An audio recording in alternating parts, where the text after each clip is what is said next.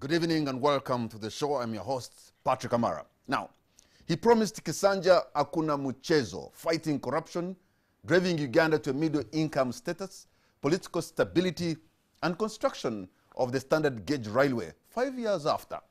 President Museveni's scorecard is a subject of debate in the NRM and opposition. Next week, he will again be sworn in for a 7th term in office. Tonight, we look back at Museveni's ending term and what lies ahead for him in the next 5 years. We host Nandala Mafabi, the FDC Secretary General, Dr. Baryomunsi, the NRM Vice Chairperson, Western Uganda, and Nicholas Opiyo, Human Rights Advocate.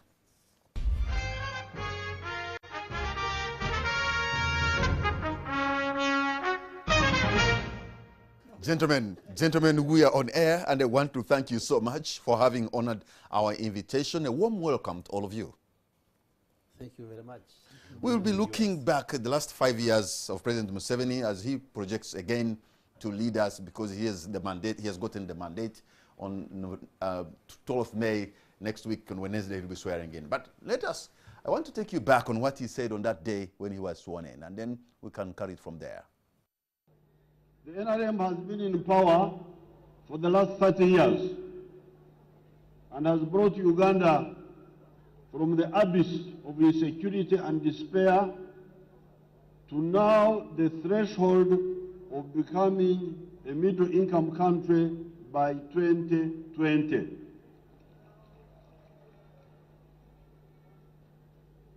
Twagala kuva mu kiti kiri ekigamba nti zensi ezisembayo okubeera wansi mu byenkulaakulana. Okay. I thought I should refresh your mind, especially you, Dr. Baryomunsi, as Vice Chairperson of Western Uganda and an NRM senior leader. The President was promising us that he's going to take Uganda to the middle-income status by 2020. That is each Ugandan earning about $1,100 or 3.7 million shillings. It is 2021. Many are still wallowing in poverty. We can actually say we are still a highly indebted, poor country. Uganda, HIPIC. What happened? A number of factors, but the major disruption in this term, especially toward the end of the term, was COVID-19, because we had projections on how the growth was moving, but definitely with the coming in COVID-19 at the beginning of 2020, disrupted all areas of development, including economic growth. But we are still near there. Despite that disruption, we didn't go down too much. I think the figure now is about 9,000 something. So 9,000? No, 900 something. Oh, okay. Near that mark of going to lower middle income. If COVID had not struck us, probably we would have reached that mark. But nonetheless, we've been growing, and I think it has been a successful term by and large, because we're following a manifesto which had clear objectives and intentions. And like you heard the Prime Minister the other day launching the manifesto week, we've been able to deliver over 90% of what had been promised in the manifesto. So for us, we walk with our heads high. Dr. Baryomunsi, when you look into the Uganda Bureau of Statistics kind of report, yes. In fact, 2-3 years at the beginning of the term, yes. You know, people below the poverty line were about 19%. But now they have moved to 21%. In other words, UBOS, which is a government agency, reporting that poverty in Uganda has been increasing. And yet you are giving us this very optimistic, you know, kind of feel that we are moving ahead. Your own institution is telling us we are moving backwards.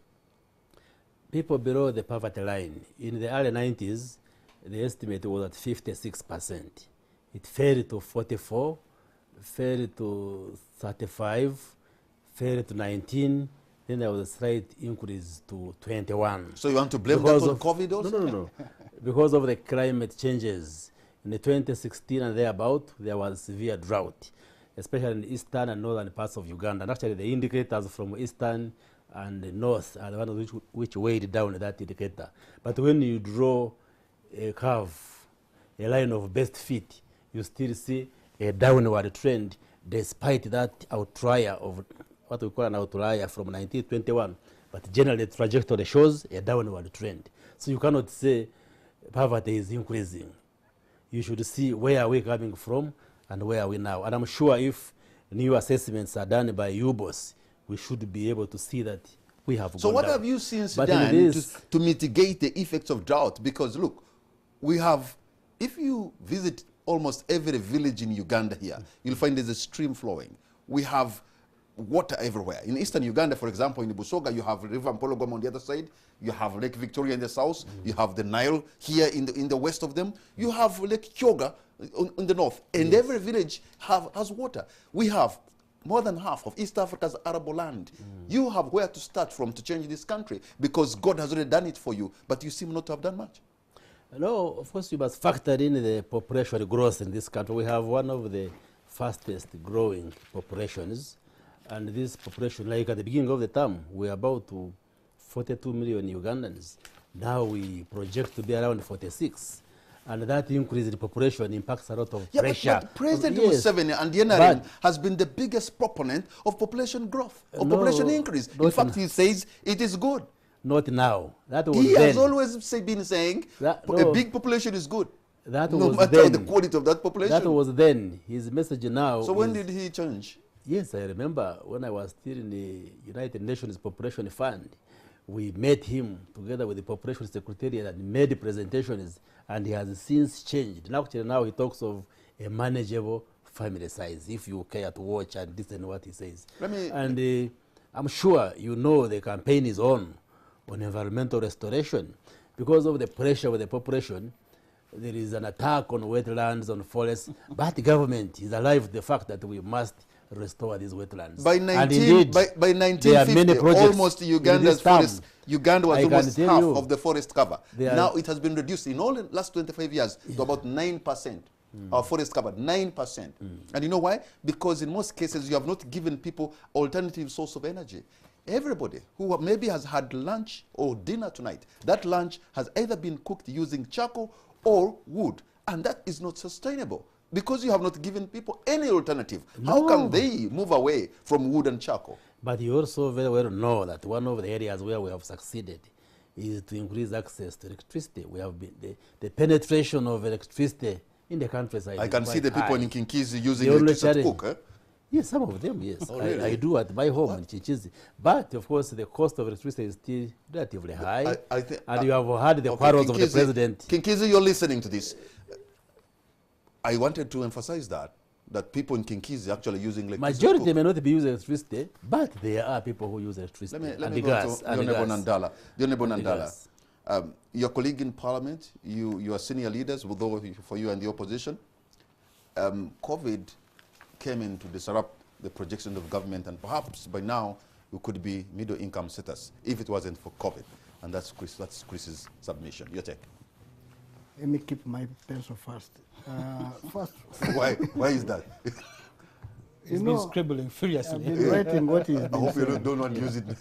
I've been writing what he's saying because, you know, Should even have carried the recorder so that you will record. no, they are recording. I'm sure they are recording.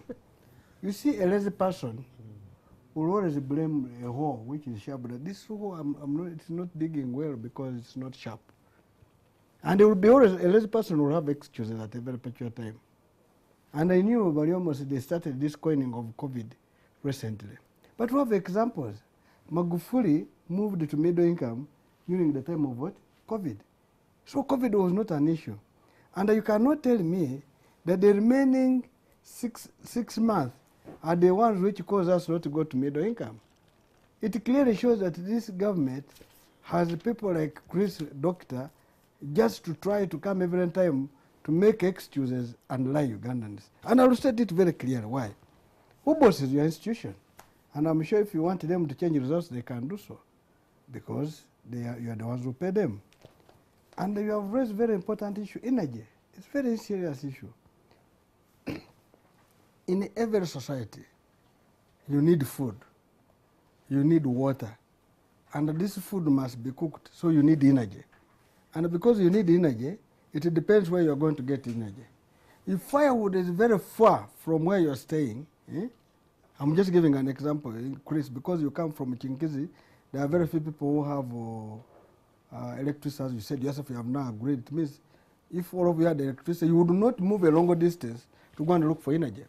So people will go to look for firewood, will walk to go and look for water, and they will walk to go and to get food. Now, if a country is supposed to move, all these things should be very near, altogether. Food is near, water is near, energy is near, so that the remaining energy, time, because of going to look, would be used for production. But if I wake up in the morning, I have to wake up at 5 a.m. to go and first look for water. Then from there, I have to go to start to look for food. You see people walking in Kampala street, maybe you don't see them in the Bugisu streets and wherever, looking for food. So all the time in the morning, 98% of the time of a person is looking for food, for fire, for energy, and for water. Now, if a government wants to develop, they should be near. And how do I give you food? If people are employed, he will get money to buy food. Then there will be people who will be in the food production, and I'll go and buy. But I have nothing to produce. I need to walk around to get money for food. It is where the problem is. And you know why there's unemployment. And you know why there's, now I think you mentioned about people cutting forests and whatever. The more you cut forests, the more you distort patterns of the weather, and of course, if I want to say the rains. I did, you know, my master's program was on deforestation. My research, dissertation. You see, the moment you destroy the forest, you're destroying many things. One, you know, we breathe out to carbon dioxide. And this carbon dioxide is supposed to be taken by trees.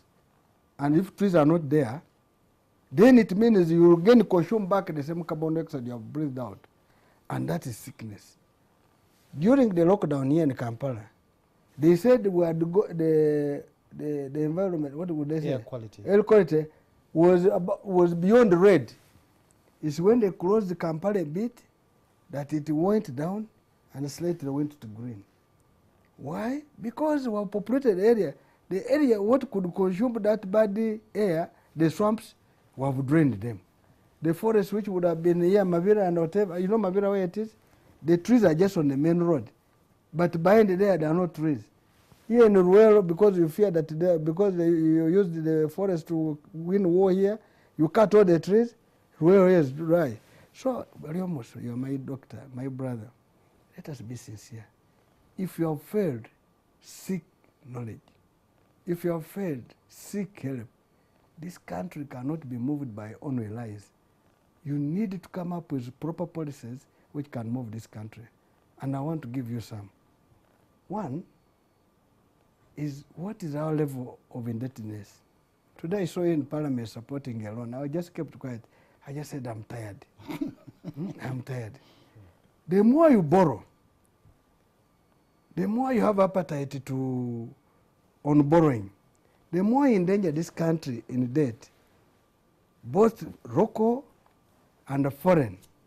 It means you're externalizing all profits you're making, all your income, your tax revenues, to pay those debts. You are remaining with nothing which could have been invested in a productive sector so that people of Uganda can get jobs and happy. I have talked about a lot of interest rates here, and you know it. I'm not a doctor who knows some economics. The moment a government goes to the domestic market to borrow, it means the interest rate will go high. Why?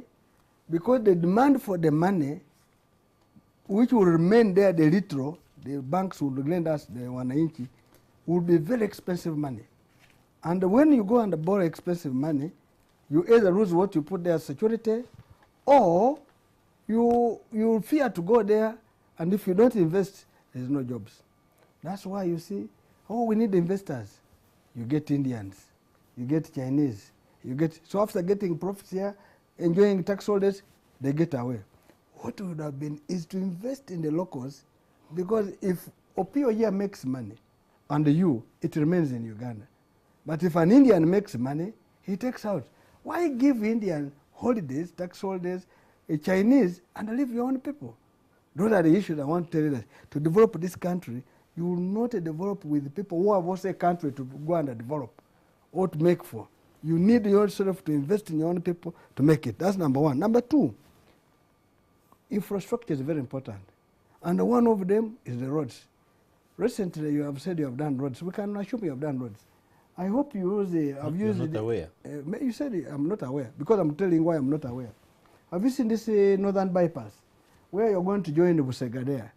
There's a huge pothole there, too big, like on this side. You go there. How can a road you have just made house potholes? Did you come to make for us potholes on the main road, which you call express? I want you today to drive. It's a 21-kilometer stretch that they have been working on for the last 20 years. You know, but I want to tell you those are the reasons. I don't get it. I will not get it. Is it strange for a 20-year-old road to develop a pothole? No, I'm saying you have never stopped working on that road for the last 20 years. No. It is only 21 kilometers from Busega to No, they are doing another lane. No, I think that lane was provided for before Chogam. It was meant to be done and completed then. No, in 2007. The two lanes were not done simultaneously. They first did one lane, now they're doing another one. No, I'm trying to tell you that you have worked on a 21-kilometer road for 20 years. Maybe let us help I'm him. saying no. I'm saying the two lanes were done at different times. No, I think you're right now, Dr. Baryomunsi. Before you became the member of the executive, those are the complaints you'd make. At one now you cannot make them because you're there. You see, you're right. 21 kilometers. But if you remember, the plan was to make a four-lane. Dual carriage. Yes. You know it. And that's what we signed for. And we signed 78 million euros. You recall. In fact, at these flyovers, you'll find that there was already a provision for a dual carriage already.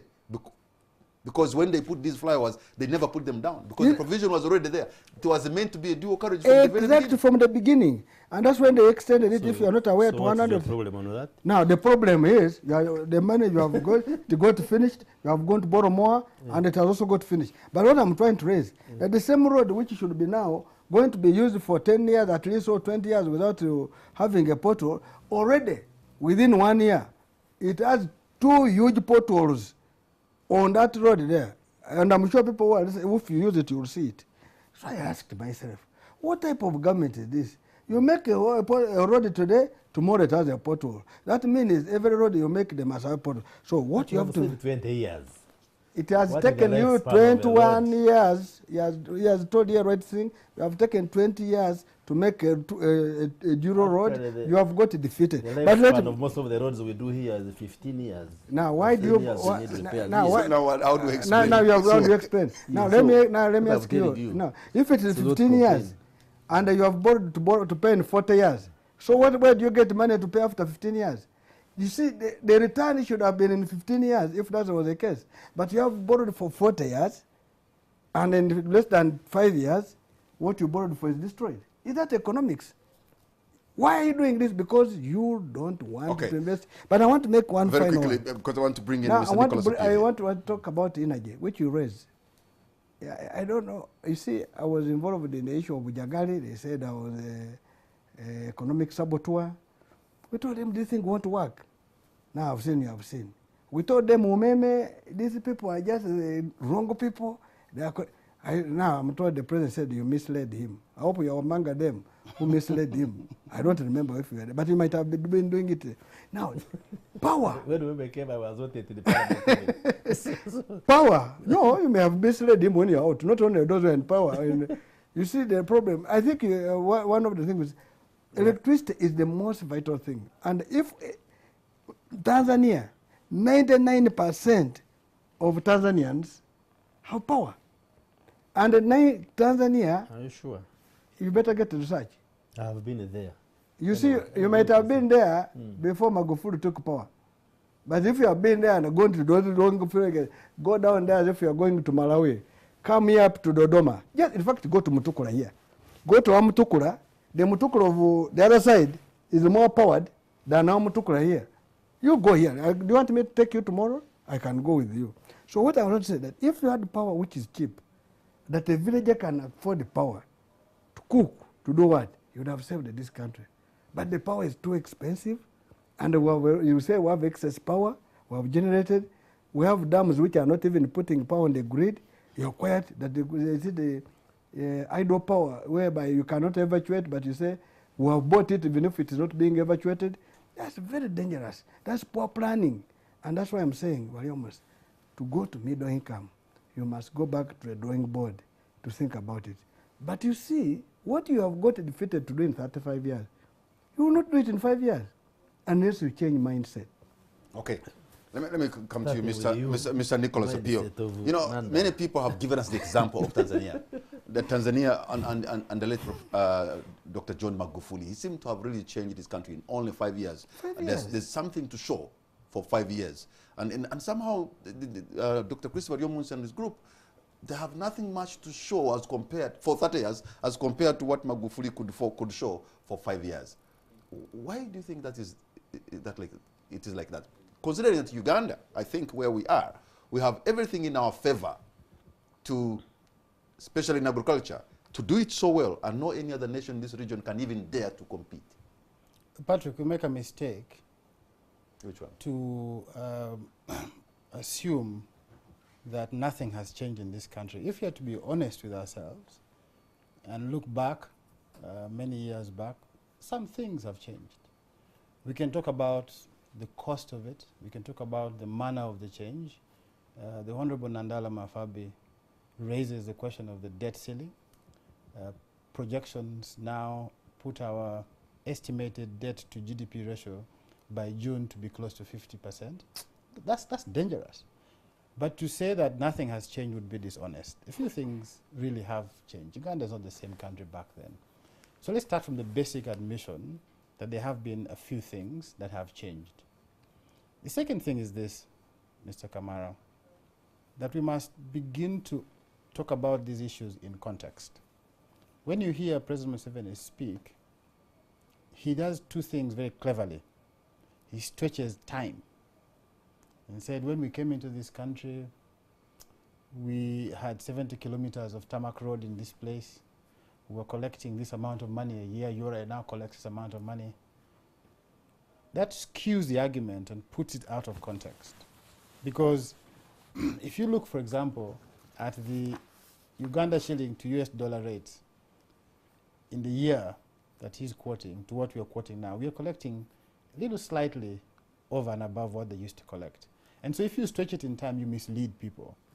And we must disabuse the president and his friends from that misleading analysis. The second thing is this, that statistics can tell you whatever picture you want to read from it. They don't tell you the truth oftentimes. My measurement of poverty is not what some technocrat in the Ministry of Finance is giving me. That latrine coverage in the country is this. Water coverage in the country is this. My measurement of poverty levels is in the quality of lives of people. President Museveni is opening factories everywhere in this country, saying we're opening factories. What in fact we are opening are labor exploitative camps for indigenous Ugandans. And you have to speak to people who work in these factories to see how mistreated they are, and yet we are saying we're opening factories. So my measure of poverty really should be about the people's quality of life. Do we have more access to medical care in this country? Are our mothers giving birth in hospitals in safe environments? Are we delivering on the promise of basic services to our people? Go to any village in this country. A certain minister one time on this TV station said, there are no more grass-thatched houses. And he went on Twitter and saying about it. I think he was speaking about his small little village in western Uganda. Because if you go across this country, people are still living in deplorable conditions. The third point, really, for me is this. And the Honorable Chris here blames COVID, blames climate change, blames forest coverage. But you see, drought that he talks about in Karamoja is not something that happens at once. Countries that are engaged in planning, plan and know the cycle of these things, and put in place measures to ensure that these things don't have an impact on the country. And I'll give you 3 examples. The government of Uganda, through government agencies, is giving away forest. Go to Bugoma. The thickest part of the forest is being given away for sugarcane plantation. If you look at satellite maps that are obtained every week about Bugoma, the forest cover is shrinking at a rate that I think in the next 5 years there will be no tree in a place called Bugoma Forest. People are parceling land. Government ministers, I can't name them here for legal reasons, cutting off chunks of land in Bugoma. If you go to Zoka Forest, the people who are logging and cutting the trees that are 100 years old are people who are being escorted by soldiers in large trucks coming to Kampala. If you talk about Mabira and what we're trying to do with Mabira, and so you can't at the same time blame forest coverage for our problems, drought, when in fact you're the one engaged in an active endeavor to cut off the forest coverage. So the question of planning, we know every year that there will be floods in Bududa, there will be landslides, and yet every year we are burying people dead. We're not planning for it. So I think that for me, the measure of poverty must be, in my view, on these 3 levels of analysis. The first is the quality of lives of people in this country. The second really is the overall question of context. When you stretch these things over time, you paint a misleading picture, and President Museveni has been very adept at that. The third is the overall question of statistics. They can be misleading. But let me close by just saying this, Patrick. And then this kind of things happen if you've been in power too long. You tend to contradict yourself, you tend to spin around, and you appear as though you are not honest. Because now Chris is saying he has changed his mind on population. I don't know when he did that. He's been an active advocate of large families, lambasting Western countries about family planning and all these kind of things. If you've been in power too long, then you begin to look for excuses. The starting point for us to move this country forward is to begin by having an honest assessment, to accept that perhaps there could be problems, and that these problems must be admitted, and we must all together begin to resolve the problems. Because look at the question of power dams. I was just telling the honorable MPs here that at the Stanford School of Governance, the question of Bujagali and Omeme as a public policy is being discussed by students. It's a case study at just what a poor public policy formulation should be. And I think that if we don't admit those mistakes and recommit to a proper discussion about what we want to do for this country, we can find excuses for anything. In fact, excuses any fool can find. The toughest job is to begin to admit fault and begin to admit that we can do better. Are you likely to admit? Okay, let me just say, bring out what Nicholas and the Honorable Nandala have said.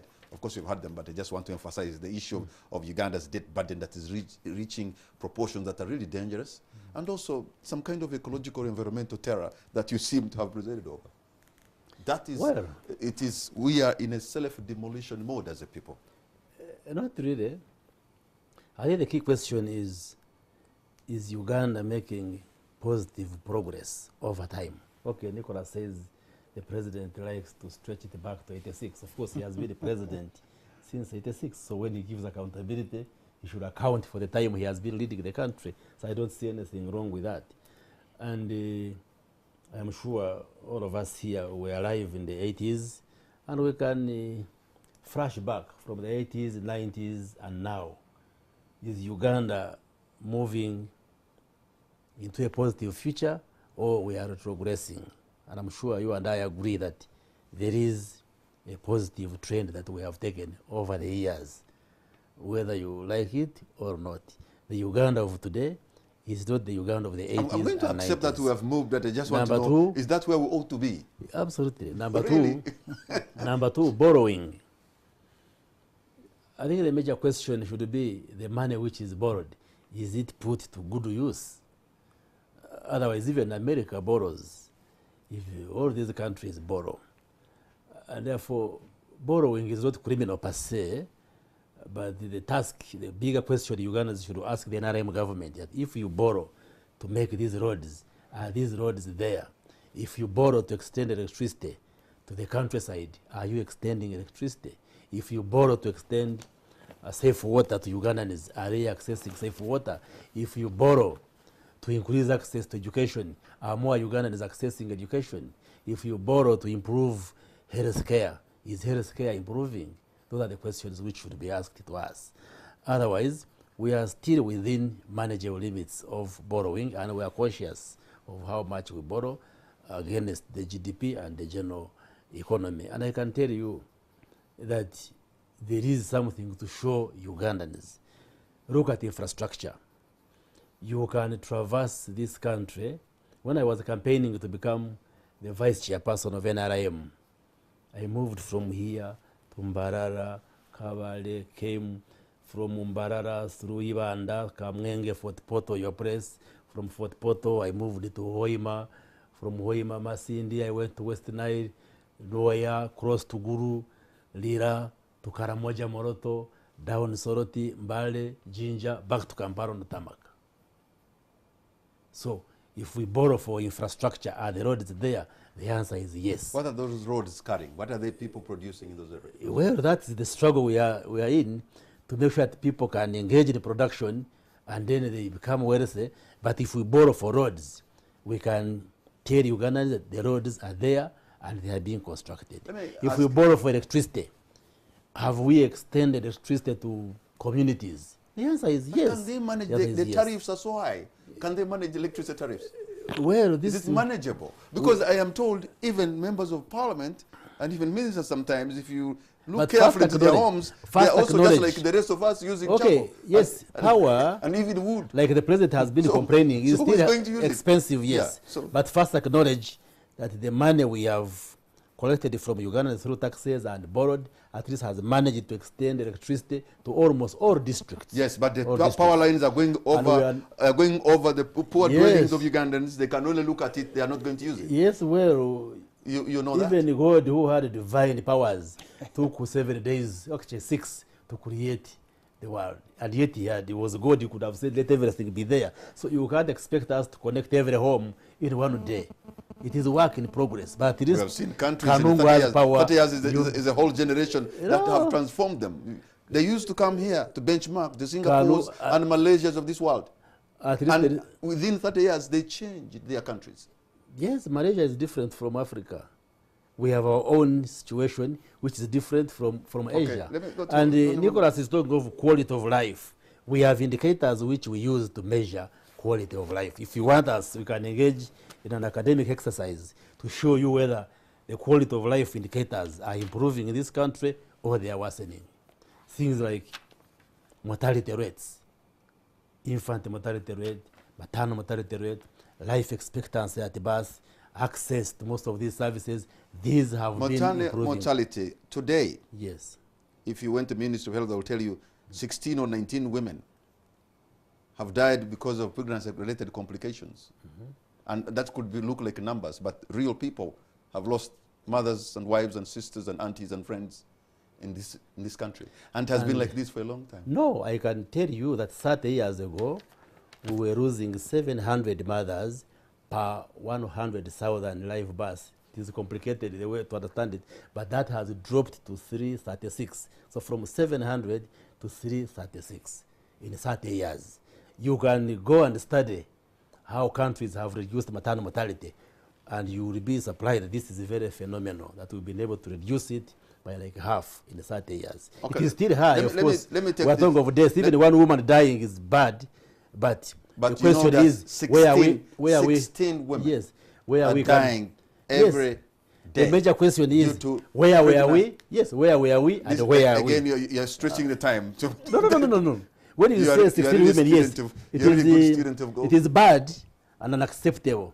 But where was it 30 years ago? Let me go to the Honorable Nandala, because and the same can be out of infant mortality. Nandala, you're also in government in some way, because you're a member of parliament, and your job is to he wants to run away from you appropriate funds, you legislate, you also do oversight. You give the money to people like Honorable Chris Baryomunsi. You follow it to see if there has been effective utilization.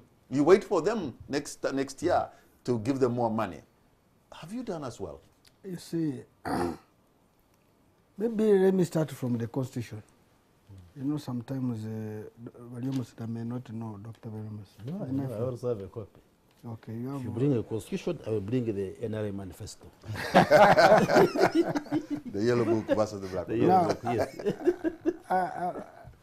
Mr. Kamara, I thought some of these things are just in here. You don't. no, I think you knowledge. So I that, will donate it to NTV tonight. I heard after from my the show. brother, Dr. Chris Baryomunsi, who may not be knowing these things. But he's a very intelligent man. But he just coined these things because he wants to suit in the situation he's in now. Otherwise, if you No, open his mind, What have he I knows. coined? But let us start. What have I coined? Article 99, it says the Executive Authority of Uganda. The Executive Authority of Uganda is vested in the President and shall be exercised in accordance with this Constitution and the laws of Uganda. The President shall execute and maintain this Constitution and all laws made under or contained enforced by this Constitution. It shall be the duty of the President to abide by, uphold, and safeguard this Constitution and the laws of Uganda and to promote the welfare of the citizens and protect the territorial integrity of Uganda. The welfare of what? Of the citizens. You and I. Subject to the provisions of this Constitution, the functions conferred on the President by Clause 1 of this article may be exercised by the President either directly or through officers subordinate to the President, like him. Yes. Now, what am I trying to raise? That the President has powers to make sure that the welfare of the people of Uganda is good. Now, we have given him authority for 35 years. No, I'm very grateful. But 35 years, the scorecard is very dangerous. First of all, we're not still in analog. Maybe you are the one who brought digital world. You might think you're the one who brought digital. You might say you're the one who brought WhatsApp. You know you're fond of it. Another time you were saying you're the one who brought mobile phones in the world. But what I wanted We even to brought the eclipse. what I wanted what I want to put up, Doctor. Because that time will make jokes. Yeah, no, I like them. What I want to put up across here is that truly we have moved in front, but at what speed and what cost? That's what we should put across. If you're going to make a road, which will finish 1 week and it's destroyed, and you're borrowed for 40 years, to pay in 40 years, it doesn't help. Because what would have mean that by the time that road gets spoiled, you have generated income to repair it and to make another one. But if you have not generated and you're paying, it means you must sell something to pay it. To borrow means you have capacity to pay. And what we're saying that because there's no nation which will never be there even tomorrow after Museveni has gone, people will lend it because they know that whichever government will come must pay. And that's why I liked my brother Opiyo. He raised a very good thing. Museveni is fond of putting time. But he should tell us, at those roads he's talking, at what cost has he put them? If you had given the other governments also the same money, what would I have done? Today you're in Parliament talking about a man's property. You're only talking about a plot of two, which is a series of 2 years in Mbuya. He has like a smaller one in Arua, which you have to get out. I get mine in the village in Busamaga. And in Koloro, he was staying in somebody. You understand? That's the present was for people of Uganda. But the current president is surrounded with guys who have amassed wealth at the expense of all Ugandans. He may not have been taken. So the executive power I'm talking... Which people, you name them. Don't make blanket accusation. You know it. Yes, you see, I'm going to name and... So and so surround the president and has irregular acquired this. You see, today we're not going to discuss that, but what to it is known. Now, the executive power he has here, he would have done it with people who made the road and the potholes. He would have done it. They said, no, I have been in Tanzania, I have been in Kenya, I've done also analysis. I've discovered the cost per kilometer of a road is this. But he's not getting up to do it. Why? We don't understand. How do you tell me that the president is discovered recently that Umeme was misled, was going to be just a collecting agent? And Umeme is just a name called Umeme in Swahili, but this is EXCOM coming from South Africa, also parastatal, producing power. And we're told by people that the loss that company is making losses in Tanzania, the profit, South Africa, the profits it makes from Uganda are the ones who go to maintain it. They put the fronts here, the MD will be Ugandan, the chairman, the board, the Vitature will be a Ugandan, but they are just fronts, but they're externalizing everything. And you, Baryomunsi, you're happy here to come and tell us you're doing well. To run a country, you must have a cash flow. And the cash flow must be backed with, to make at the end, is it, and it's called NPV. Okay. Positive NPV or negative, that's net present value. Now I want to conclude, as you're saying, I see you coming. I just heard with textbook economics from Museveni. We're discussing reality, not the academic theorizing. But you're the one who has said an academic exercise in the quality of life. I've said academic exercise. So, and for if you are not going to apply academic, you are not you are going to be a problem. In fact, in Makere, I never studied NPV, I studied statistics. But I want to explain to you that what do we do? For example, you are going to approve a budget of, initially it was 42 trillion, now it went to 44, now I'm told is it 45 or 46, I don't know. But as much as you approve that budget. To approve. No, but I'm going to give you numbers. The one of 2020, which were approved of 47, you were able to only to do 40 trillion. You could not raise 7 trillion. And of that, you only released to the people of Uganda, the MDS, the government departments, only 38. The other one, you brought it on the last day and you swept it back to become revenue. In short, you mobilized only 38. Of that 38, 15 was from revenues. The balance was borrowed. But Nandala told us the budget estimates. That's the name we give. Yeah, but I mean the 40 trillion is in the bag. But I'm now explaining. Can you listen? Now I give you this. I am saying, okay, you got 38, 38 instead of 47. That's true. But the revenue expected, you got 15. That means of the 38 you spent, you borrowed 23. And the borrowing has been a trend like this. At the end of the day, you, Baryomunsi, will leave this government, but you would have left that poor Ugandan the liability to pay. Okay. Which means that, just 1 minute, it would be a better issue to pay liability when you see a capital development that you can hang on. But what we're seeing, we are just in debt. Can I ask him a question? Just a moment. I want to go to Nicholas very quickly before we take a break. Ask me a question. Because, Nicholas, when you look at some of these policies and programs of government, you really think they mean well. They are well-intentioned.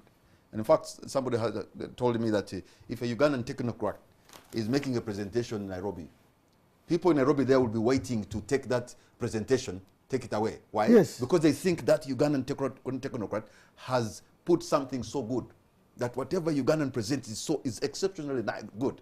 Only that Ugandans would not implement their own things. For them, they'll go and work on it. Why is it that all these intentions, you want to middle income status. The other day they said we will be exporting 20 million bags of coffee. We are now maybe at 5. How come we fail really in implementing some of these good things that we have? Look, they are excellent, dedicated, patriotic Ugandans working for mid-level career civil service. And sometimes we trash them, but the truth is that we have fantastic individuals working for the state. I have been a beneficiary of the expertise. When I go to the Ministry of Justice, they are fantastic lawyers. When I go to the DPP, they are fantastic lawyers. I go to the courts, they are fantastic, individuals. So that's a fact. The problem is that you can't have excellent mid-career civil servants working in a situation where the political infrastructure is one that is purely dependent on patronage, the big network, the big tent.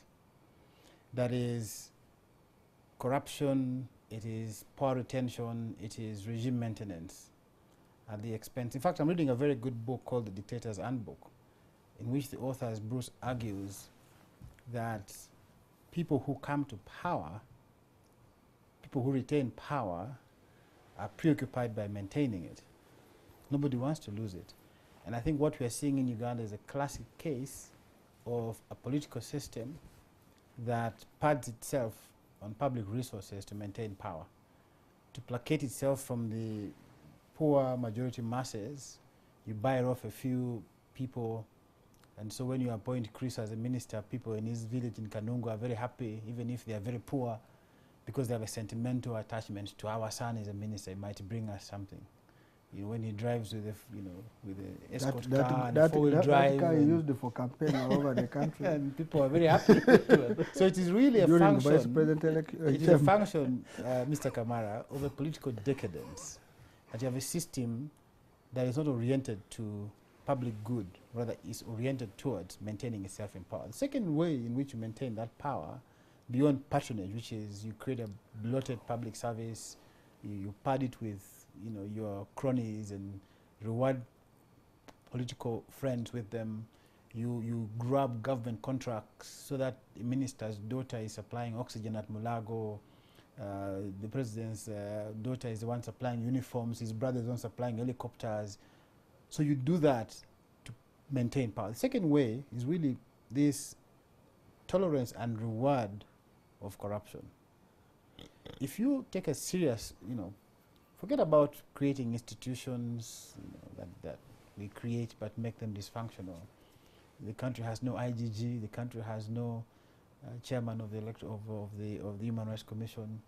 Those institutions exist in a near state of dysfunction or state of paralysis because of the system you have created, and therefore then you have corruption being tolerated, being rewarded, because it's a system for regime maintenance. That exactly is the problem.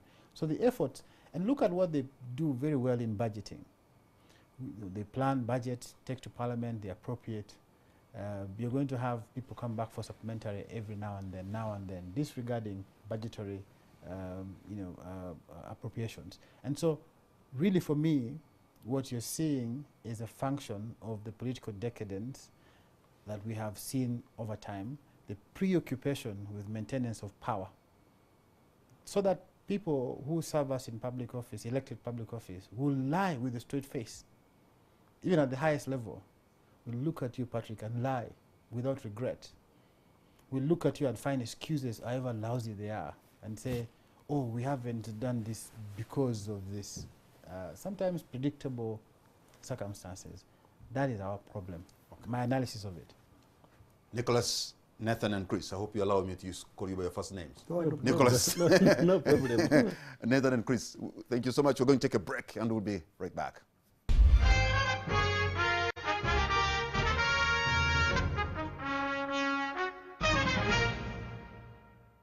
Is owning a home one of your lifetime goals? Make today's dream tomorrow's reality. BuildNet offers you a chance to own a quality and affordable apartment at a discount. Our 1, 2, and 3 bedroom apartments will meet all your desires, starting from as low as 55 million Ugandan shillings. Book your exquisite apartment now, starting with only 5 million Ugandan shillings. Find us at Ntindo Complex, Block B, Fast Flow. Call us on the contacts below or visit our website. BuildNet for quality and affordable apartments. Today tastes like a new tradition, like an old favorite. Tastes like all hands on deck and all eyes on the prize. Today tastes like a piece of the action. And it never tasted this good.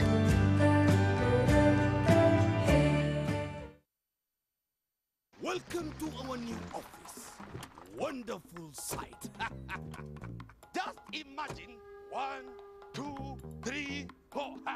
This is where the parking is, and then the warehouse front door here, the reception here, and the fridges here. The lorry's entrance there and their exit there. One way only. What is it? So where is the building? Fast, stress-free construction. Get your factory-made buildings in 12 weeks with SafBuild. Order yours now. SafBuild, a quality building solution from Uganda Bati.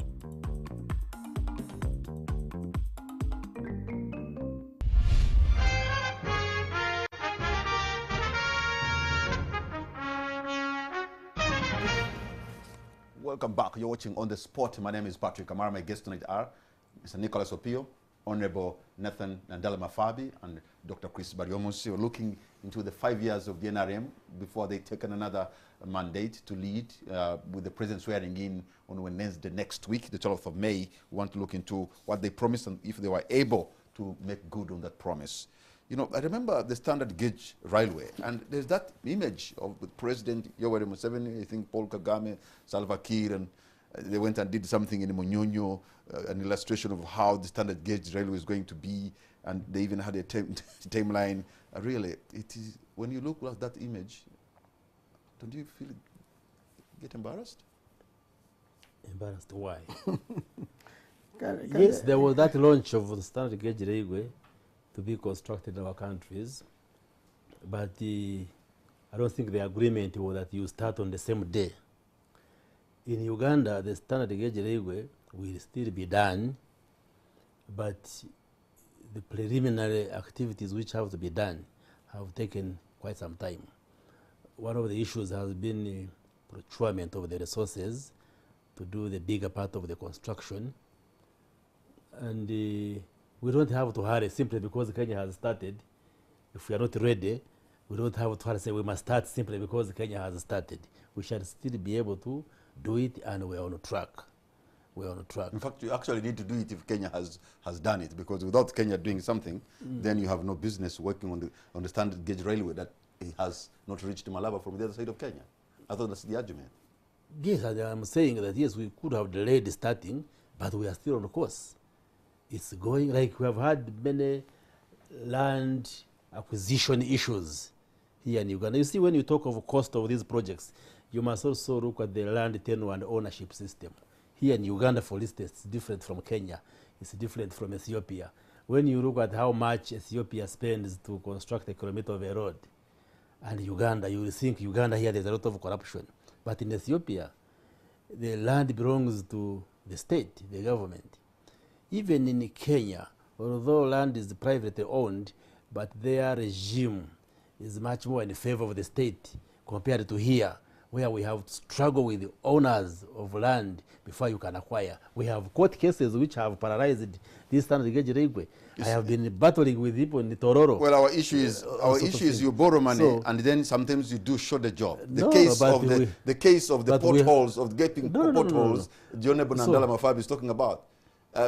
Money is lost there. If a road is being used, I'm told they will cheat us on the width, they will cheat us on the thickness of the road, they will cheat us on the quality, they will cheat us on many fronts, and we lose many fronts on the same road. Not necessarily. That's just the view some of you just hold. But there are bills of quantities which are approved by engineers. The Honourable Member of Parliament has driven on a road that is new, supposedly new, and is giving a report to the people of Uganda that, look, that road there has a dangerous gaping hole in the middle and supposed to be brand new on money that has been borrowed. Yes, if the engineers have done a short work, then they must be brought to book, particularly those who are supposed to supervise these civil works. They must be brought to book. I'm not saying that. But you seem to be also agonizing with the rest of us. You make them, no. you make things right. Bring that information. Bring that information to us. There's an honourable member of Parliament. There's an honourable member of Parliament mentioning a particular place for the rest of Ugandans to hear. Yes, as a member of Parliament, he knows where to take that complaint. Not necessarily to bring on a talk show. He has a platform. I have not heard him raise it in the Parliament. I have not heard him write a complaint to the Minister for Works. So that means works don't so that if somebody has not done his or her work, he should be displayed. So you think he has lied? But you think he has lied? Well, I cannot verify what his claim is now. I don't assume that he's the only one who uses these roads. We all travel on these roads. But the point I am making... So you have not seen that pothole? Where?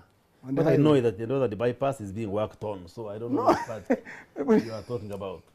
If there's a pothole, it will be fixed. But if roads are being used, definitely Honorable they Nandala, will if you can develop hold on.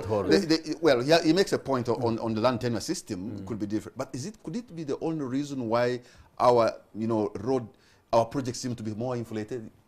I think, you see, what I want to tell you that... But who tells you they are inflated? No, but... Because in Uganda, the cost... I just want to also to hear from him, because you make a point of the land tenure system, and The they want to cost- agree, and they want to agree. He's been chairman of the Public Accounts Committee. He can understand how money has been used, because he gets the Auditor General's report.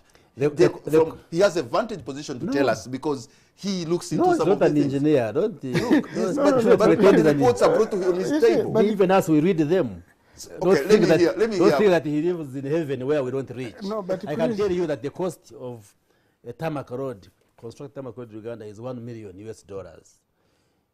So how is it in Kenya? How is it Tanzania and other countries? Let him tell us. No, so what he has to... Let me tell you, Chris. Yes, you tell us. It is good to come Because it is wrong to just hype information, you just mislead the public. Let's go to figures now. In Uganda, it's $1 million US. What is it in other countries? Let me tell you, Chris, relax, I'm going to explain to you. In 2001 to 2006, I was the chairman of a National Economic Committee. We commissioned to do costing of roads. In fact, the guy who was involved is an engineer in National Housing Construction Company. He was a young engineer here. They traveled all over East Africa up to the suburb. Of course, I wanted to give you up to South Africa. At that time, the price you're talking of $1 million was by then. While in Kenya, Tanzania, it was $200,000. Now, you're not talking of $1 million of 2006. I think you're not aware of the road here. Right now, they are doing roads in, maybe, let me show you on your road. They are doing them in Barada. The Usmid, no, I want to give you Usmid and... no, urban roads are different from rural roads. Usmid is under my ministry. Yes. Well, the Entebbe Express, it costs you about $400 million.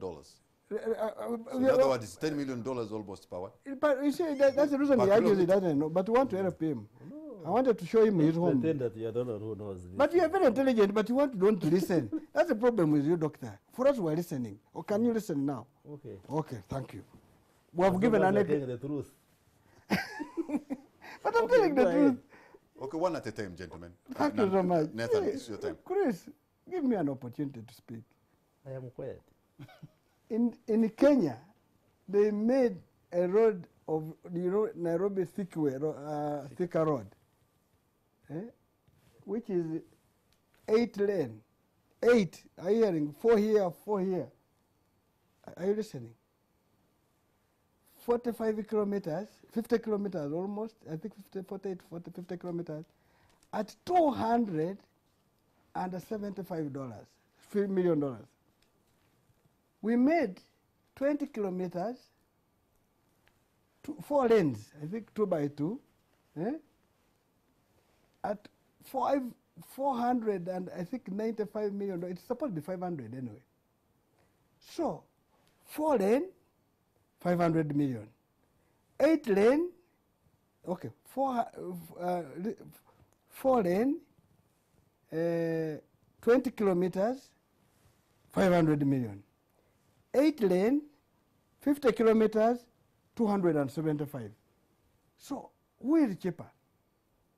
Okay, let us say 4 lane also. That means 4 lane, that means you divide 275 by 2, that's 137,500. I hope you're getting it. Now, that means for 20 kilometers like us, you divide again that money by 50, by half. That means 65. So 65 in Kenya to do the same here at $500 million. So who is cheaper? So you must know mathematics. This figure. First of all, you need to give us the source of your information. Secondly, when you compare roads, you have to look at what I said earlier on, the land ownership and tenure system. You must look at the terrain. If you are doing a road in Kisoro and Uguru, do you think they will cost exactly the same? The terrain? And they also want to the issues you bring out. But you go to Kenya, the terrain is the same. You remember that That's place? like where your source of information. Anyway, I've given you. Go and check if you had known you wanted the source of information. Because it's so easy to That just is- come on TV and Yeah. just Mr. spew Kamara. out the figures. Okay. Where you don't have gentlemen, authentic sources. Mr. Kamara. yes, Nicholas, one at a The time. tragedy of our public service is that if I were a minister like the Honorable Chris is, I would be open to hearing, to being inquisitive. But I think that we take a defensive posture Good you are not. so that so that you see every statement being made as an attack. Sometimes it comes from a good place. Because the truth is, and that President Museveni, unlike your constant backdrop over Nandala's head of President Museveni, has admitted publicly of the deepening problems of corruption. Exactly, he has accepted, and you are That denying. they are inflated costs, they are padded costs, president they has are agreed. middlemen. And then you have a minister who is here, doesn't want to We're listen supposed to accept represent the it. president, and is Because the making truth noise. is that we have a problem. And the starting point, in my view, would be, if I were a public servant, I would be scribbling furiously and saying, maybe there's something I'm missing out, that the Secretary General of the FDC may have some information I might need. But we take every criticism as an attack, and therefore we miss an opportunity for an honest discussion about what we may have missed, from where we sit. And I hope that there will be a time in which the Honorable Chris will come here and admit to a serious problem and recommit to inviting solutions for them, other than heckling. And we can talk about figures per kilometer, whatever it is, but the truth is that all is not well. And if you just scratch the surface and look at the Auditor General's report, look at reports in Parliament, this is just grave misuse of public resource. The amount of money we have, take COVID for example. Now we are having issues of corruption in the national airlines. The truth is, people are pillaging this country. We are hemorrhaging public resources. We could use it better. And if I were in Chris's shoes, I would be saying, true, there's a problem, and inviting Nandala to say, Honorable, come tell us how can we do this, other than just deflect it and take this as an attack. Because you can wave the NRA manifesto and find excuses for everything, land tender systems, as if you just discovered yesterday that our land tender system is different. We've known this for a long time, since our constitution is enacted, that the land tender system in this country, the radical title rests with the population, not with the state. And therefore in your planning, and again the word is planning, in your planning, if you want to build a road, how do you plan for that? Do we have time to plan ahead of time, deal with the question of compensation, deal with the question of land speculators? We don't. We don't. And oftentimes, and I'll give you just one example, there was a furious discussion in which a civil servant lost his job over, of the construction of an inland port between Bukasa Port and Port Bell. The expert, 2 master's degree funded by government, says it is cheaper to construct a port at Luzira, Port Bell, because the infrastructure is there, all you require is upgrade. And people who are interested in land compensation, who are in government, who had bought land around Bukasa, insist that we must construct Bukasa, a wetland, completely beginning from nowhere. And then you say there's no problem. I think for me there's just a need to admit there's a problem, and we've got to deal with it. Dr. Chris, But maybe just for more information to add, we have Power Dam, which is producing power in Aswa Dam. We went, because now if I say we Ugandans went and constructed the Power Dam, such a generating power. But we cannot evacuate it. Why? The power line is not built. Now, when the landowner sees that this is an opportunity for me, you want to pass the power line here, they demand money. The one who did it, why didn't he do a feasibility study? And they say, we are going to construct, we need the power. When we produce this power, it needs to evacuation. You plan to do a feasibility study, and they said, we need to deal one, you need the power line. You compensate the people in the line, you finish. Because the people who are real speculators, and which Opiyo has raised, is the people in government. They know they're in the cabinet, they agree there's something they're going to build. They go and position themselves there. through proxy names, buy land there. They are the most expensive one. When you get a villager, for him, you give him 200,000, he allows you to pass. During the Bamgamereri Commission, it was discovered that they wanted to lay an underwater cable, Lake Victoria, I think, for power. But somebody went and acquired plots on the water. So on the water, somebody had a plot of land there. Until during the commission, they were taking the surveyor to show us the mark stones and all these things. And the man was walking almost to drown, because somebody had positioned. But all what I'm trying to say is that, yes, there are people who get information, people who shamelessly can be corrupt. And that's why Dr. Chris, the president has expressed this, saying, you know what, his frustration with the case of corruption. Yes, and if corruption is punishable in Uganda, and we pursue a policy of zero tolerance to corruption. But I don't want to be pushed in a corner that simply because I'm a government minister, then I must absorb and consume whatever falsehoods are aired here in the guise of taking notes and trying to see what points. In fact, I should give you a piece of paper. Whatever advice you give, we receive it warmly, but also we cannot concede to just falsehoods. You know, in debates like this, criticism is the easier part of it. For instance, when you come here and you want to portray a picture that NRM has done nothing, and you want me to say, oh yes, I agree, because I'm a minister, I must hear what they are saying. No. Things have been done. We are not God.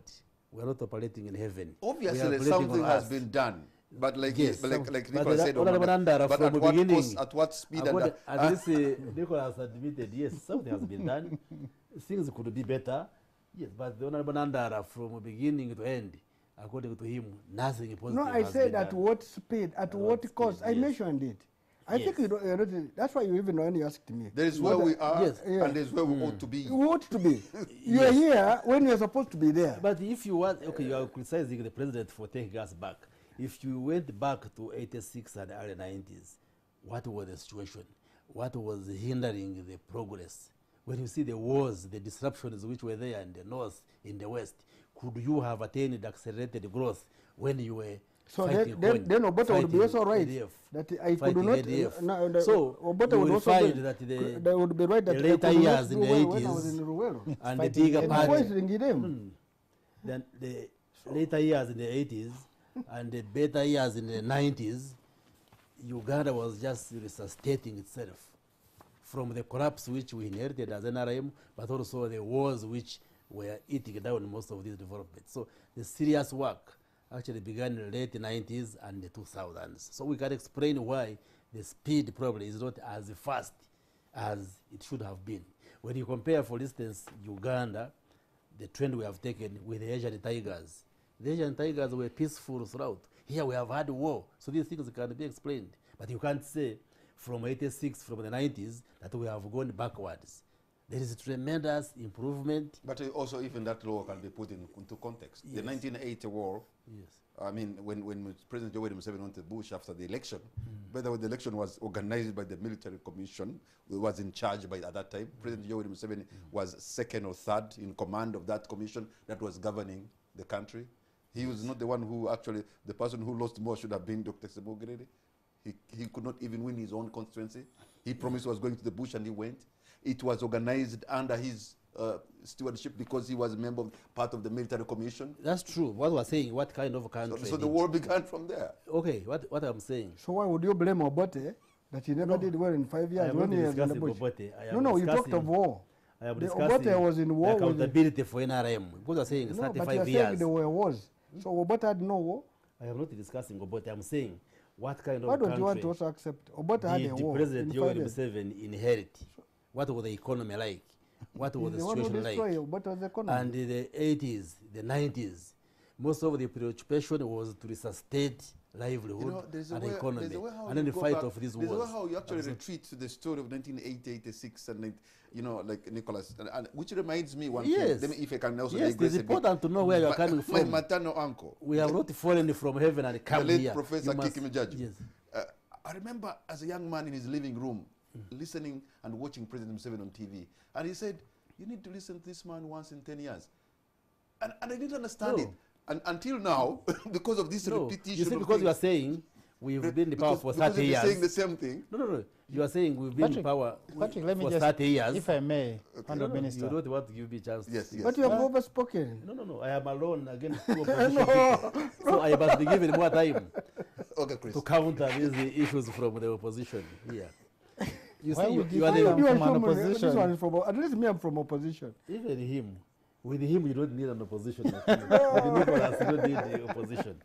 You see why we stretch Why are you backwards. guilt-tripping me now? You are the very people who say, you see, the argument has been Asian countries, especially Asian tigers, Thailand, Korea, Malaysia, Philippines, all others, had the same indicators like African countries in the 60s. But within a period of 30 years, they transformed into high-income countries. And we are saying, why are African countries not moving at the same pace? And I'm giving the situation for Uganda because we are saying President Museveni and NRM have been in power for 30, 35 years. Why haven't we not even moved sure. the way Malaysia moved, the way Singapore moved, the way South Korea moved? And I'm saying this can be explained in our context. So why don't you want know, to Mr. hear Kamara, I think what was happening if in the I may- 80s, 90s, and why we have reached where we have reached? Okay. Nobody well, has argued Asian tigers here. The minister has argued his case and argued against it. But what is important for the people who are listening in this country, and when we come to TV shows like this, we have to listen to the heartbeat of the country and speak to the people. To a young man who goes to Kiseka and lives from hand to mouth, he does a few odd jobs here, eats a Rolex, and waits for the next job to buy a kilogram of beans to go home with to his wife and children. These arguments mean nothing. To the vast majority of young people who are looking for meaningful and gainful employment, who are now being exploited in what President Museveni calls factories, but are labor exploitative camps by foreign people they call investors. For the young people out there who are yearning for a better country, who are yearning to reimagine this country, 1986 means nothing. People like President Museveni hang on to it because that's the only thing they have to show. But to many people, and this country is blessed to be a very young country, that more than 78% of our people are below the age of 38. These young people don't care about stories that we came here in 1986. Those things don't matter. They care about the new country they want to see. They care about proper, meaningful jobs, education, preparing people for jobs for the future. They don't see it. The people in my village, in Powell, who, if it is raining, have got to carry saucepans to collect water dripping from their mud wattle huts because they can't afford a bag of cement to build a decent wall. These discussions mean nothing, and I think we have to be honest about it. If I were, again, in Chris's shoes, what I would be doing is not being engaged in these kind of discussions about Asian tigers, but speaking to that person who refused to vote him in Kanungu, because there's a reason they didn't vote him back. Or speaking to that person in Buganda who roundly rejected the NRM government, or that person in Busoga, the plantation economy in Busoga. Most of Busoga land is now sugarcane plantation, and people are still dying of preventable diseases, suffering from jiggers. They are the peoples I would be speaking to and addressing their issues, not statistics from the Ministry of Finance or about Asian tigers. Because Nicholas. on this platform, I don't think anybody has argued Asian tigers. He's set his question, he's argued the case for it, and argued the case against it. And I think that he's mentioned twice that we are not God. That's a very arrogant response to a Ugandan who expects the state to deliver. That we are not God, even God took 6 days to build. President Museveni said, I'm not God. That's very arrogant for somebody who is appropriated. So you want him to say appropriated the power to manage public resources. Nicholas, Nathan, and Chris, we're going to take a break. When we come back, I'll open the lines Wherever you are, you can be a part of this discussion. You're going to see the numbers on your screen. Pick your phone and tell us what you think about the last 5 years of the NRM government before they take on the mandate to lead once again the next 5 years. But should you be having some kind of disagreements between any of the panelists here, please disagree with respect. We'll be right back.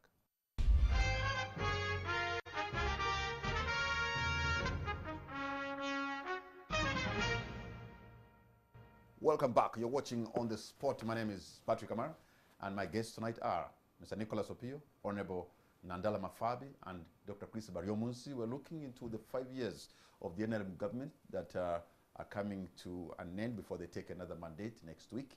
How have they performed? I remember the president saying they wanted to revive Uganda Airlines. And yes, the aircrafts were bought, and they were here and have been making some regional flights, which was okay.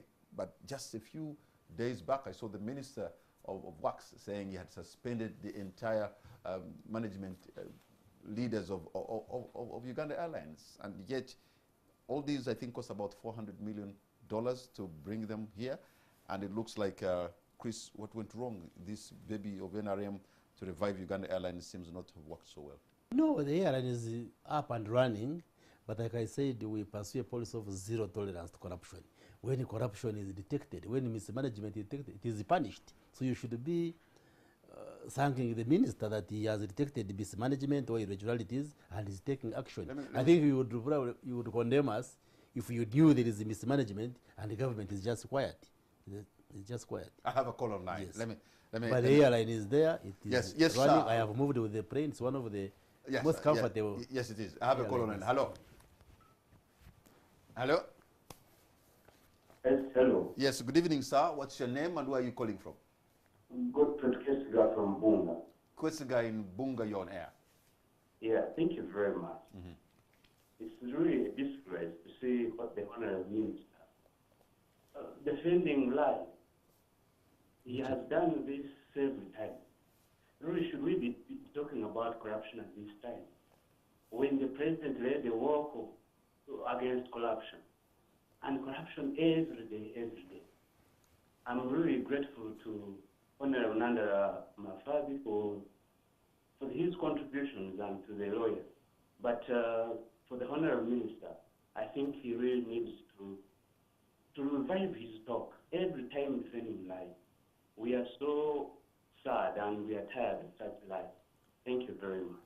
Thank you, Kwesiga. who? In Bunga, the minister will respond to you. I have another call online. Hello. Hello. Hello. Hello? Yes, good evening, sir. What's your name and where are you calling from? This is Francis from Bunga. Francis in Bunga. Yes. Okay, Francis, you're on air. Yeah, I would like to ask Mr. Nandala Mafabi. If they can say other countries are developing than Uganda, for their problem, they just go to capital city. They don't want to go deep in the villages. They make enough research.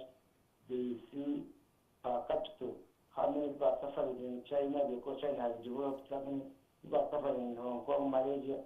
If you go to their villages, you can see the glass houses, the very dark houses. They are still in and they are local. Okay. That's what we see in Hong Kong, in Malaysia, in some of these places, in the cities that we visit, is very deceptive. That's what you're saying, that if you go deep, they could be suffering more than us. Is that what you're saying? And is correct. Yes. Okay. All right. Thank you so much. I have another call online. I'm going to take two more, and then my guests will be making concluding arguments on these issues. I have a call. Hello? Yes, sir. This is Olukusaba Frank and I'm in Kanungu. You are in Kanungu? Yes. All right. Go right ahead, sir Olukusaba. I'm asking, my question goes to Nandala Mafabi. He has been ruling the area, one of the constituencies in Busoga. In Bugisu, maybe? Is what? He's a leader in the region of Busoga. Bugisu? Eastern Uganda, okay. And why is there a figure when he has been a leader for often while over time?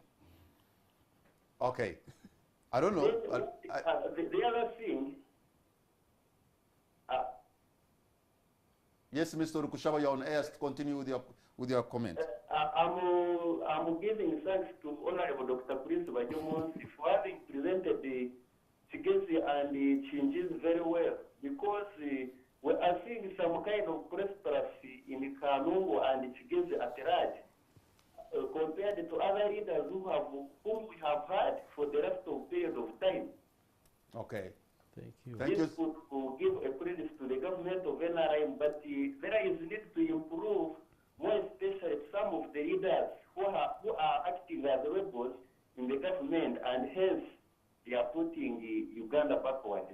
Thank you so much, Mr. Orikushaba, calling in from Kanungu, and you have a lot of respect for the Honorable Chris Baryomunsi. I cannot contest that because you are on the ground and you must be knowing better.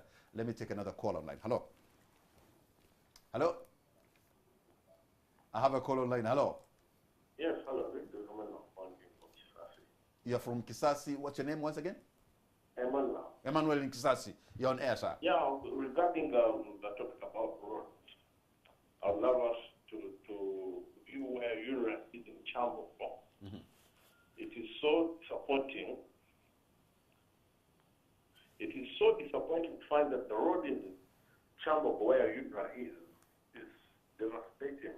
They have to keep on patching it, and every time it gets done, nothing is yet done. Yeah. And then the Honorable Minister tells us the credibility of the government. Yet the only UNRWA office, I would expect that road to be so perfect. Okay. Yet it's in shambles. If a, Anyway. if a goat can clean where it is seated using its tail, why can't UNRWA just clean its neighborhood? They have everything it takes. Okay, well, thank you so much, our caller from Kisasi. I'm going to take the very last, and then we can have the last words. Yes, sir. Hello. Hello. Good evening. What's your name and where are you calling from? My name is Daniel. I'm calling from Bugolobi. Daniel Bugolobi, you're on air. You're loud and clear. Yes, my issue actually is with Dr. Baryomunsi. Okay. Because I think the general problem we have in Uganda, that these people are still stuck in 1986 and wherever. So it takes us to compare us with the bankers that he mentioned. Why can't he compare us with our neighbors like Rwanda, Tanzania, nearby neighbors? What have they achieved in these 35 years other than corruption, other than mismanagement? Yeah, let's look at the indicators and let him give us facts. Thank you. Thank you so much. I'm closing the lines in the interest of time, and I'm going to begin with you, Mr. Nicholas Opiyo. You're parting short if you have anything to reflect what you've had, but also in a concluding remark. There were no particular questions directed Yes, to me. there They were taken to the politicians, so they'll respond. But if I may just close by saying, every Ugandan needs to close their eyes for a minute and reimagine this country. If you reimagine it, recommit yourself to a better country. If you do, you realize that what's going on is massive public deception. And that people are preoccupied, people who have retained power are preoccupied with holding it. And they'll go at great length, including plunging this country into odious, onerous debts to maintain a semblance of work. Secondly, we've talked about roads in this country. Roads drive through the country. They don't go to the countryside. Go to any district in this country. You can drive between here and Kisoro, between here and Kitgum on a tarmac road, between here and Numbalo on tarmac road. But take off 1 kilometer off that road and go into the villages and show me the road network you're talking about. There are no roads going inside people's neighborhoods.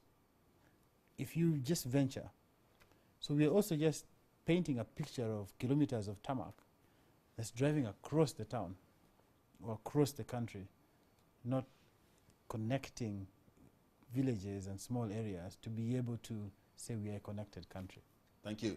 Honorable Nandala, your parting short. Yeah, first of all, I want to answer what Honorable Baryomunsi said, what is your source?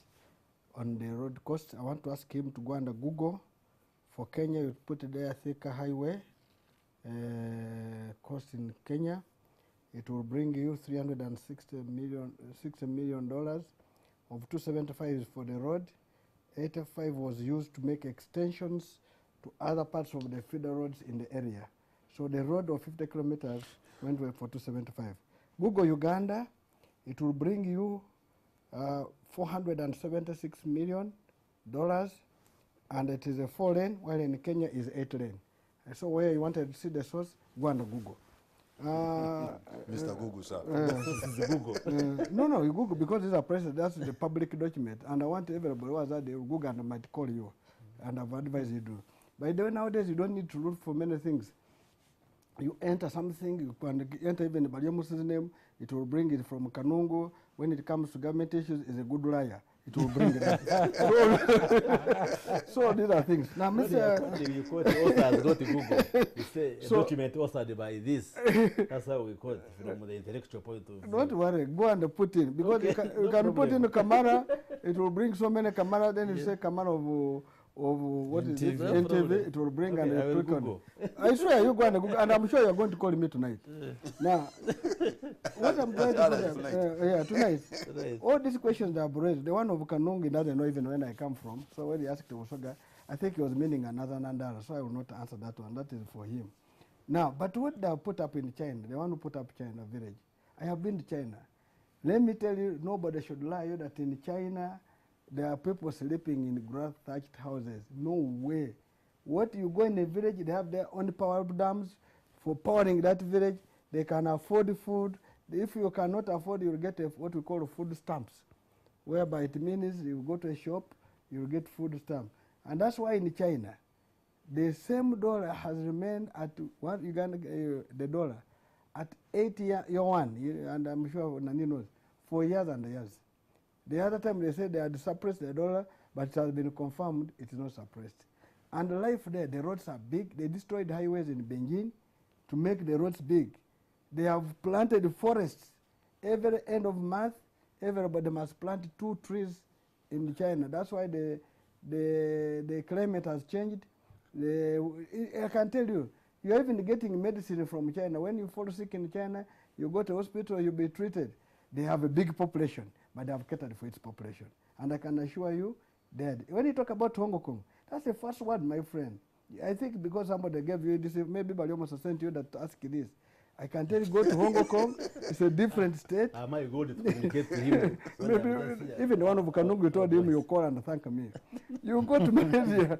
So all this I'm going to explain to you. So what I'm trying to put across, Baryomunsi, this country is ours. Nobody applied to God that we should be born here. We're all here. It is important that you people in government come and sit down. How do we move? Corruption is terrible in this country, and we must fight it, all of us. Misuse of public resources is on increase. The president has talked about fighting corruption. He has people surrounding him who are failing him to do it. The earlier he did it, the better. In fact, the blames that he's getting is because of people who are surrounding him. The day he will shed them off, he will have space to do so many things. And I think he's shedding them off.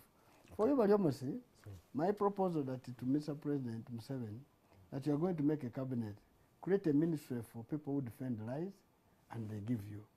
But because if they give you this ministry which you thought would help us, you are making a mistake. We had thought when we took you to lands. So which lies have I told? All of them. Name one. You denied about the road. I have given you the figure. That no, you are lying. In fact, let me add you. Let me tell you even, the other one which you are going to answer that you make 51 is 123 billion, which we must look for so that you make your road at 51.8 kilometers of Entebbe. You go Google it will say, so you still need 123 billion. This is, I've told you. When you compare 2 roads, okay. This one of Kenya is 8 lane, yours is 4 lane.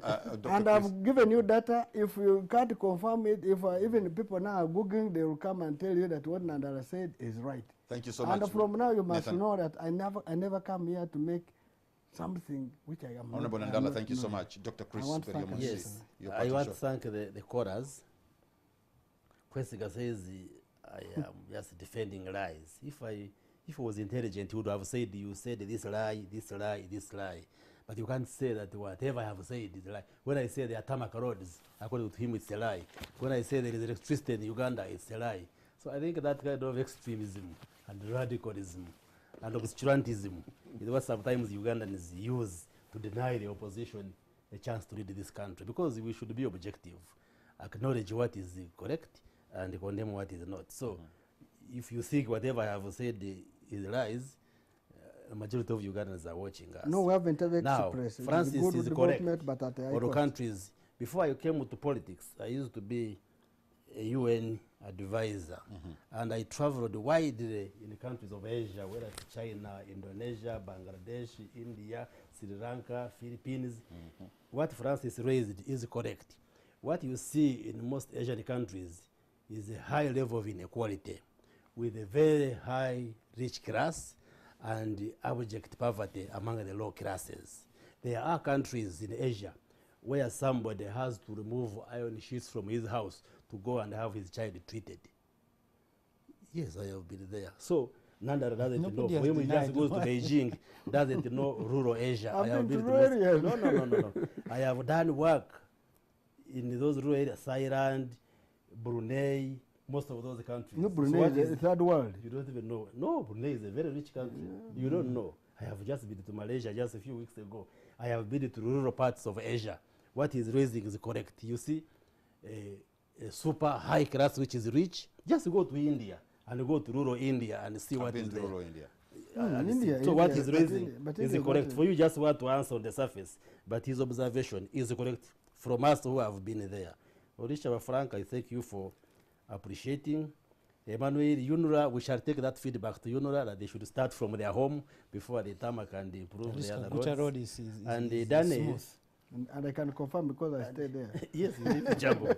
And Daniel is correct that maybe instead of comparing with other countries, and I can also authentically say that I am fairly well traveled in our region in Africa. You see the picture which my friends want to paint is that as if the neighboring countries are in the skies, for us we are deep down. No, Uganda compares favorably with the rest of the neighbors. If we had time, I could give you the statistics. Like I started earlier on, life expectancy, maternal mortality rate, infant mortality rate, access to education. Look at these figures. Like Nandala says, you Google them. Look at Kenya. Yes. Statistics means you have your head in an oven and your feet in a fridge, in a freezer, and you get the average. Uganda's quality of life indicators compare favorably with the neighborhood within Africa. Actually, in a number of areas, Uganda does much better than most of these countries. Some of the countries have very good PR, a PR machinery. They will create flowery stories, but we've been deep in the rural areas. What they say through their PR is not what you find. All right, I want to thank you so much. When the cancer machine in Morago collapsed some few years ago, the people who suffered most were from some of the neighboring countries which are already saying they are in heaven. So it is not true that Uganda lags behind the neighbors or the countries in the Eastern Central. When you go to Central West Africa, some of these countries are much worse than what we see here. So don't paint a picture, especially to those who do not travel, as if other countries have excelled, especially in Africa, and Uganda is lagging behind. All right. Next time you invite us, we bring you figures now. We go and dissect the quality of life indicators, Uganda as compared to Kenya, to Rwanda, Tanzania, South Africa, and then we shall show Uganda that we are not necessarily lagging behind, but we compare Chris Baryomunsi, I want to thank and you so we much. pledge as NRM yes, that because I came knowing we were going to discuss the next 5 years, but you didn't, that we are determined. We have a social contract with Ugandans, this manifesto, and that's why we have voted into power evaluators along with the promises which we made in this 5-year manifesto. And this week, we are counting to Ugandans by explaining what we have achieved in the 5 years. At 9, I will be explaining what the Ministry of Lands has done tomorrow at 9. So we thank Ugandans for appreciating what the NRM does, And they are much wiser than my colleagues. That's why they continue to vote NRM, because they appreciate where we are coming from, what you've done, and what we are able to do in the future. Our time is out. Dr. Chris Baryomunsi, I want to thank you so much. Honorable Nandala Mafabi, I want to thank you. Mr. Nicholas Opiyo, I want to thank you for your time. I appreciate your insights and for always adding value to our platform and this discussion. I think we have a great country and we are good people. If I may use Nicholas's words, let us recommit to make Uganda better, because I think God has placed us in one of the best places in the world. We have what it takes if we try to put our heads together and work hard. There's no any other country in the region that can even dare to compete, because we're already ahead because of the natural God-given gift that He's given us. If we can be good, we can make this nation great. Let us be great, because good is the enemy of great. Let us be great because we can. Good night and God bless Uganda.